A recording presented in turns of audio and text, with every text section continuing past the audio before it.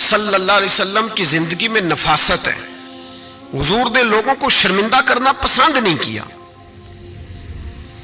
ایک شخص حضور کے گھر میں مہمان آیا رات کے وقت میں. اس نے کہا میں نبی پاک صلی اللہ علیہ وسلم کے آپ نے سنا ہوا ہے کہ اتنا زیادہ گھر کے اندر گنجائش نہیں تھی رہنے کی. حضور کئی دفعہ مسجد میں ٹھہراتے تھے یا مہمانوں کو صحابہ میں بانٹ دیتے تھے. وہ کہنے لگا میں نے آپ کے گھر میں ہی قیام کرنا ہے. فرمایا ٹھیک ہے آ جاؤ. صحابہ کہتے ہیں جتنا بھی 4-5 بکریوں کا دودھ سارے اہل خانہ استعمال کرتے تھے، محبوب کا سارا گھرانہ وہ سارا کٹھا ہی اکیلا ہی دودھ پی گیا. سارا جتنا کھانا تھا اکیلا ہی کھا گیا. رات کو اسے چارپائی پہ سلایا گیا تو کھا اتنا چکا تھا کہ اس کا پیشاب حضور کے بستر پر ہی نکل گیا. وہ جب آلودہ ہوا تو شرمندہ ہوا، اٹھ کے بھاگ گیا. کسی نے دیکھ لیا تو کیا بنے گا. کہتا ہے میں جب کنویں پہ گیا، جا کے میں نے غسل کیا، کپڑے دھوئے تو خیال آیا میری تو سونے کی انگوٹھی رہ گئی ہے وہاں. اب طبیعت اجازت نہیں دیتی تھی کہ وہاں لوگ کٹھے ہوں گے. یہاں نماز کے دوران اگر کسی کا موبائل بج جائے نا تو پکے نمازی، ناراض تو نہیں ہو جائیں گے آپ لوگ، جو زیادہ پکے نمازی پکے ان سے نہیں معافی ملتی. وہ جو کچا پکا ہے بیچارہ وہ شاید کسی وقت معافی دے دے. پکے نمازی نہیں معافی دیتے. کہتے ہیں تیرا بج کیسے گیا، تو نے سمجھا ہی نہیں. مجھے ایک شخص نے نا ویڈیو دکھائی، کہنے لگا جی تسی بڑی وکالت کر دیا مولویاں دا حال ویکھو. میں ڈر رہا تھا، میں نے کہا پتہ نہیں اب کیا نکلے گا. کہتے میں نے خود ریکارڈ کی ہے. تو میں نے کہا دکھاؤ. ویڈیو میں یہ تھا کہ نماز امام صاحب نے مکمل کی ہے تو دعا کے ہاتھ پھیرے ہی ہیں انہوں نے، تو وہ موبائل لے کے جا رہے ہیں بار واش ٹوٹیوں کے پاس جا کے فون سننا شروع کر دیا. کہنے لگا جی یہ مولویوں کا حال ہے، نماز مکمل نہیں ہوئی فون کان کے ساتھ، تو دوسرے کیسے باز آئیں گے. میں نے کہا یہ تو بہت جرم کیا اس نے، تو اس کا پھر کیا اشر کیا آپ لوگوں نے. کہتے نہیں آپ کو دکھانے لو. میں نے کہا پاگل آدمی، اس کے گھر سے بھی فون آ سکتا ہے. کہنے لگا نہیں گھر تو مسجد میں ہی ہے، وہاں سے کیسے فون آئے گا. تو میں نے کہا اصل میں تجھے پتہ نہیں، ہو سکتا ہے اس کی بہن نے فون کیا ہو کہ خامن نے 2 تھپڑ مار کے باہر نکال دیا ہے.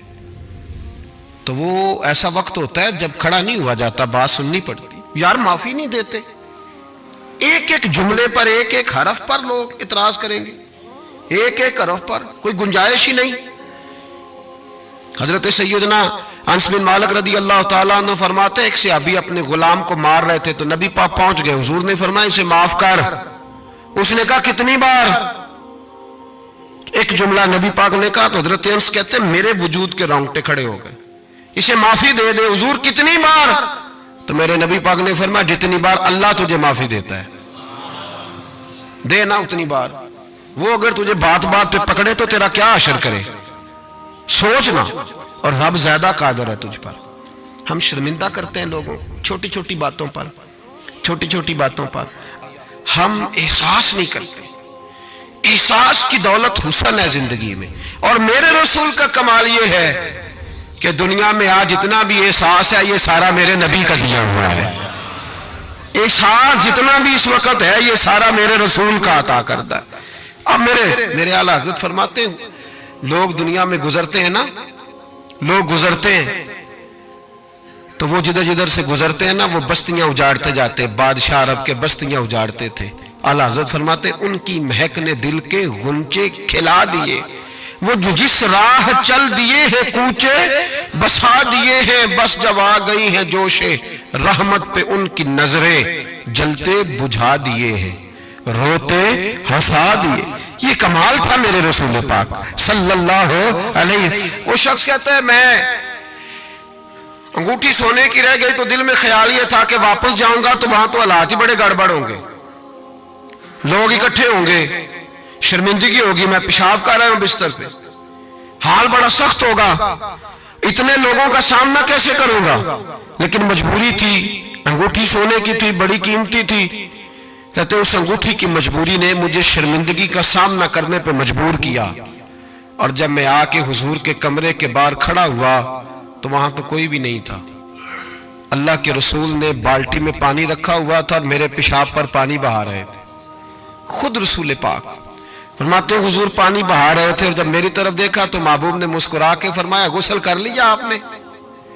آپ کو تکلیف ہوئی، جب انسان کا معدہ کمزور ہو تو ایسی چیزیں ہو جاتی ہیں، فکر نہ کریں، بیٹھے میں ناشتہ لاتا ہوں۔ کہتے ہیں حضور کے جملے تھے کہ طوفان تھا، وہ حضور کی گفتگو تھی کہ میرے اندر کی ہر چیز بجھاتی جا رہی تھی۔ تیری پہلی نظر کا وار توبہ، دل اب تک دعائیں دے رہا ہے۔ فرماتے ہیں وہ جملے تھے کہ سکتہ کر گئے، تزکیہ کر گئے، تصفیہ باطن کر گئے۔ محبوب یہ کہہ کہ گزرنے لگے تو میں نے بازو تھام لیا، میں نے کہا محبوبہ میں زیادہ پڑھا لکھا تو نہیں، سیانا تو نہیں، زیادہ کھانے والا موٹا تازہ آدمی ہوں، حضور میں کوئی انالیسز نہیں کر سکتا، تجزیہ نگار نہیں، باریک نہیں، پر میرا موٹا دماغ بھی مان گیا ہے کہ آپ واقعی اللہ کے سچے رسول ہیں۔ میرا موٹا دماغ بھی مان گیا ہے کہ آپ واقعی اللہ کے۔ وہ گھر گیا اور قبیلے کے ایک بندے کے پاس گیا۔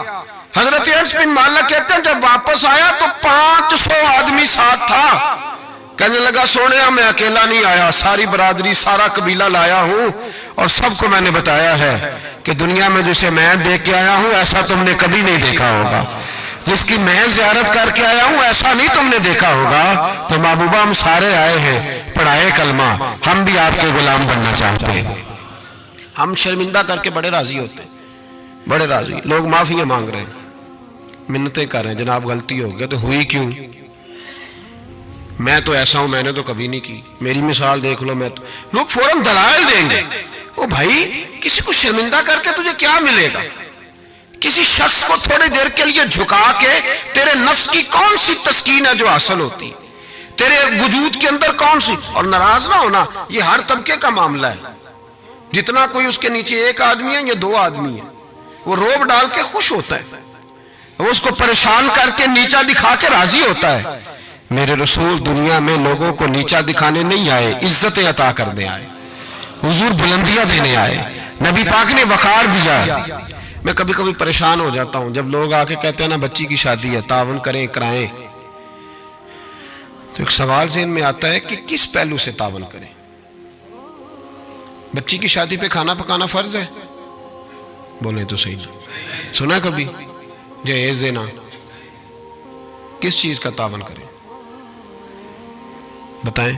کرنا چاہیے۔ میں اپنی بساط بھر دوستوں کی توجہ دلاتا ہوں کہ یار یہ ضروری ہے، اس کے ساتھ تعاون کریں، لیکن سوال میرا یہ ہے کہ اس میں فرض کون سی شے ہے؟